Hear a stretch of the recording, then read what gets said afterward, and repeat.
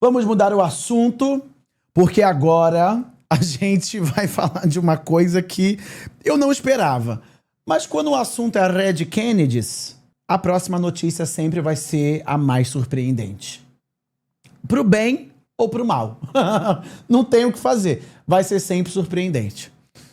Rumor, tá? Que o Silence Letter trouxe aqui. Sendo honesto, guys, eu não conheço essa fonte, mas o Ratotô trouxe. Pode ser que seja falsa. Aparentemente é uma pessoa da comunidade que não tem tanta notoriedade, mas é uma notícia que já deram antes, tempos atrás, e que talvez faça sentido agora, né? Mas é um rumor. Vamos entender isso como um rumor, não algo concreto, ok? Apurei que a Red Kennedys considera mover Frost para a posição de ADC, suporte, ausente ou novo jogador. O jogador já teria jogado screens e o resultado agradou. A organização continua avaliando outros nomes, mas Frost deve permanecer na Red. Sup ou AD Carry. Rabelo continuaria no Academy, nesse caso, né? Estava com essa info há um tempo sem acreditar que poderia ser real. Esperei a Red se movimentar ou conseguir mais fontes, ao que parece é uma opção na mesa mesmo. Olha aí. Cara, olha só. Essa movimentação, embora, entretanto, todavia, possa parecer estranha, pode parecer feia e absurda, o Frost ele é elogiado até mesmo pelo próprio Titã, pela sua mecânica, né? E o Titã sempre comentou que ele teria um futuro imenso e grande aí como AD Carry, né? Que se ele se movesse para essa role, talvez seria melhor para ele. Só que, cara, eu fico meio assim, tá ligado? Talvez eu esteja com um pouco de preconceito contra a Red. Por ser a Red, eu acho uma coisa meio caquita. Mas a Red, para mim, ela me lembra um pouquinho o meu TDAH. Às vezes eu tô pensando numa câmera nova. E daí eu tô com hiperfoco em comprar a câmera nova. E depois eu olho um carregador novo, eu compro o carregador novo. Pra mim, essa é a Red Kennedys. Às vezes eles estão se planejando e programando pra X. E do nada eles pensam Y, na hora eles se repaginam e vão para outro rumo. Entendeu? O que eu quero dizer com isso? Que vocês estão botando ponto de interrogação, mas uma mente brilhante nunca é compreendida totalmente. Mas a mente aqui, ela volta alguns passos e explica para vocês, meus Killzans. A Red mandou o Jojo embora por quê? Porque acreditava na evolução e no teto de gameplay de quem? Do Frost. Do Frost. E daí, agora, nesse exato momento, estão pensando em mover o Frost para a The Carry, entendeu? Também tem isso daí sobre... saiu numa entrevista, né? Eu não assisti ela, que o Jojo falou, me corrijam se eu estiver errado, mas vocês mesmos estão falando, que o Jojo falou que o Brence não quis mais ele dentro do time, né? E daí, mano, foi de kikaço, tá ligado? Mas a Red, ela quis manter o Frost acreditando também nessa gameplay dele. O que é verdade. O Frost, ele é um player que tem uma mecânica muito boa e um teto de gameplay muito alto. Aí agora eles vão se repaginar e colocar o Frost possivelmente como AD Carry. Assim, novamente, olhando agora, eu acho caquita a ideia. Não gosto. Mas pode ser por preconceito contra a Red Kennedy, tá ligado? Porque como é Red, eu já tô com ela manchada na minha cabeça. E talvez seja uma movimentação boa. Entendeu? O que vocês acham, guys, disso? O que vocês acham? Eu estou falando e sendo sincero, com nenhum viés aqui para todos vocês, entendeu? Confia no trabalho do Tolão. É verdade, né? Podemos comentar também nesse reacting aqui. Ratotô, cadê você me mandando links aí falando sobre a contratação, a possível contratação do Tokeris lá na Red? Cadê? Manda aí pelo grupozinho lá de Urgente, Dog. Ué, continuam acreditando na gameplay dele, só que como a The Carry agora. What the fuck, cara? Sim, meu Cusas. Eles continuam acreditando ainda no Frost. Mas, como eu falei, o Jojo também ele foi mandado embora acreditando no potencial dele como suporte. E daí agora abdicam de um plano, um planejamento feito lá atrás, né? Para acabar movendo ele para The Carry. Então entenda que, imagina que um player, ele é igual uma casa sendo construída.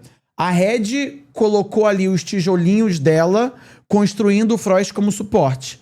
E daí no meio do caminho, eles acabaram demolindo aquela casa e indo para uma outra casa, uma nova casa, construindo ele como a The Carry. Lembrando que isso daqui é rumor. Então, assim, sim, eles estão acreditando ainda na gameplay do Frost, mas vão repaginar e recomeçar toda essa construção de jogador. Entende o que eu quis dizer agora? Você não tá errado, ô Satokoro, mas não tá 100% certo também, entendeu? Enfim, guys, enquanto o Ratoto ele procura aí os posts, né, sobre o Talkers como head coach lá na Red, aqui, ó, o Corres falou, ele já achou, o bichinho é ágil, viu? O bichinho é ágil. Desde o início do mês, eu estou apurando a reestruturação Red Kennedys. Hoje, após múltiplas confirmações, me sinto confiante em dizer quem vai ser o novo técnico da matilha. Publiquei no Mais Esporte. Vamos ler essa matéria aqui? E daí depois eu dou a minha opinião logo em seguida. Aqui. O Talkers vai ser o novo técnico da Red Kennedys. Confirmado por múltiplas fontes próximas ao Mais Esportes, Talkers já está atuando como head coach da Red Kennedys há mais de uma semana. Eita! Vocês que acompanham, guys, ele tem feito live? Os reactants dele, etc. Porque o que acontece? Eu não acompanho tanto ele, né? Ele não tem feito live? Ah, então é 100% de certeza mesmo. 100% de certeza mesmo. Porque o Talkers, até onde eu saiba, assim, o profissional dele dentro do LoL, né? A fonte de renda dele era live. Se ele não tá fazendo live, ele não passou a desgostar de dinheiro. Ele ainda gosta de dinheiro, né, meu Cororosans? E daí o dinheiro tem que estar vindo de outra fonte. E essa fonte é o Corradini. Vamos continuar lendo. Tetracampeão do CBLOL e ex-integrante do histórico Exodia, Talkers já havia sido convidado anteriormente para integrar a staff do Academy da Red, mas teria demonstrado interesse apenas em atuar no Tier 1, o que se concretizará nesse terceiro split da LTA Sul 2025. Essa não é a primeira atuação do Talkers como técnico. Em 2020... Mano, que isso? Tinha... Oxi. Em 2020, durante o circuito desafiante, o lendário midlaner iniciou sua trajetória como técnico estratégico na Van Liberty. Naquele split, comandou um elenco com nomes de peso: Ridan, Carioca, Dinquedo, Flare e Eza. A equipe terminou a fase regular com 9 vitórias e 6 derrotas, na segunda colocação, mas caiu na estreia dos playoffs, encerrando em terceiro lugar. Esse split aqui, teoricamente, era para a Van copar tudo, tá ligado? Tudo. Porque eles tinham, de fato, o melhor time. Mas esse time acabou saindo pela culatra de uma forma, assim, bizarra, como nunca vista antes. A Van, nesse split, fez até um dos melhores anúncios de jogador ou coach, não me lembro, ou tudo isso junto, da história do nosso cenário até então, até aquele devido dia, tá ligado? No segundo split daquele ano, mesmo com a reformulação completa do elenco, Talkers permaneceu na organização e terminou novamente com desempenho competitivo. 4º lugar na temporada regular e também nos playoffs, disputando apenas uma série. Talkers vai ter jovens talentos para trabalhar. Campeão do último split do circuito desafiante, a Red Kennedys conta com um academy recheado de talentos, como previsto na apuração inicial do Mais. A matilha observa com bons olhos seus novos nomes, e um deles já teve o contrato reestruturado, que é o midlaner argentino Kazé. O Mais Esportes ainda apura qual vai ser a escalação completa da equipe principal. A redação do Mais procurou o posicionamento da Red Kennedys, porém a organização não apresentou retorno até o fechamento dessa matéria. Em caso de resposta, a mesma vai ser adicionada no corpo da matéria. Um beijo aí para o Corres, nosso melhor correspondente do cenário de League, tá? Otimíssima matéria. Agora, minha humilde opinião sobre o Talkers como coach, head coach, né? Ele quer ser head coach e do Tier 1. Assim, guys, eu vou ser sincero. O Talkers, eu acho que não é novidade para ninguém como que eu posso dizer isso? Da bagagem competitiva e conhecimento que ele tem do League of Legends.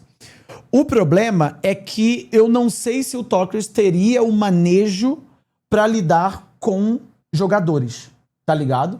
Porque eu acho que o grande pinto de um head coach, às vezes não é nem o conhecimento de League of Legends, é uma boa didática, é saber passar a sua ideia para os players, saber se comunicar da melhor forma possível e ter um psicológico muito bom.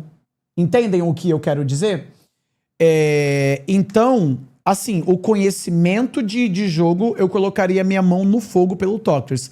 Mas talvez na gestão e administração do time, eu acho que vai ser um desafio enorme para o Tokers. Porque, assim, as poucas vezes em que eu vi cortes dele, live dele, sendo bem honesto, eu não acompanhei muito o conteúdo dele quando ele virou streamer. Inclusive, falando sobre isso, sendo bem honesto para vocês, eu sempre senti, lembrando que isso daqui é achismo, tá? É a minha opinião, não necessariamente a verdade. Eu sempre senti o Tokers um pouco deslocado na criação de conteúdo, tá ligado? Eu sempre senti que não era bem a praia dele fazer lives. Tanto é que eu acho que ele, como pro player, ele nunca teve uma comunicação assim direta com o público, né? E quando teve, acabou sendo aquela parada do não ligo para você e nem para o país. Então, assim, eu gosto dele se treinar dele entrar como treinador, tá ligado? Só que eu acho que tem que dar tempo para ele se desenvolver. Entendem o que eu quero dizer? Eu acho que ele tem um futuro brilhante como coach. Eu acho que o teto que ele pode alcançar como treinador, eu acho que é infinitamente maior do que o possível teto dele como streamer, na minha opinião, tá ligado? Porque eu sinto que ele nasceu para ser treinador, entendeu? Só que eu acho que para você lidar com o player, tem que ter um malabare, um jogo de cintura muito grande, entendeu? Às vezes uma mandada de um tomar no cu para um player, acabou o time, entendeu? Às vezes eu não ligo para você dentro de um time, pode acabar o time, entendem o que eu quero dizer? Sacou? Então assim, o Tokers ele vai ter que se desenvolver nesse molejo. Isso daí, guys, vocês podem falar muito mais do que eu, porque eu, como falei, eu assisto pouco conteúdo dele, assisti muito pouco conteúdo dele. O que eu não sei muito dele de backstage, entendeu? O que eu sei dele é que ele sempre foi uma pessoa muito esforçada, pulso firme, entendeu? Às vezes duras na palavra, tá ligado? Eu acho que ele e Revolta lembra muito um ao outro, tá? Como que eu posso dizer? A personalidade deles dentro de um time. Entendeu? Eu acho que por isso que eles se dão muito bem e gostam muito um do outro, porque eu acho que eles são bem parecidos e bem similares, entendeu? É claro que algumas coisas eles têm, um tenha mais do que o outro, né? O que é perfeitamente normal, mas eu acho que é bem próximo, né? E daí o que vocês acham, guys? Faz sentido o que eu disse? Mas coach tem que ter pulso firme, Minerva, coach bonzinho, o player monta em cima? Perfeitamente. Só que o que eu quero frisar é o equilíbrio, entendeu? O coach, ele não pode ser só ditador ou ser só puta. Se ele for só ditador, ele vai, talvez ter os players dele podem ter aversão a ele, entendeu? E se ele for só puta, talvez ele seja mandado embora na primeira semana, saca? O que vocês acham disso? Quero saber a opinião de vocês agora, dos 3 chats. Eu tô aqui com os 3 chats abertos. Cadê os 3 falando? Olha lá, o Iotobas paradinho, tá vendo? Ali, ó, Helena Salles, o Revolta e ele analisando são ótimos. As lives deles são muito boas. Exato. Exato. Lembrando que eu tinha comentado que eu sentia ele um pouco deslocado ali no conteúdo e etc. E que eu acho que ele leva muito mais jeito para justamente esse conteúdo de análise e tal. Mas, lembrando que isso é a minha opinião. Talvez para outras pessoas seja perfeitamente bem e bom, entendeu? E atenda, saca? Concordo contigo perfeitamente, Mini. Ele é muito bom, explicando e amadureceu muito. Hoje em dia ele tem tudo para ser um bom coach. Eu acho só que o primeiro split dele vai ser muito pegado. Eu não acho que vai ser aquele split lua de mel, etc, tá ligado? Eu acho que o split dele vai ser pegado. Ele vai ter muito a aprender. Muito. Mas é isso, fica aí a minha opinião e a dos 3 chats.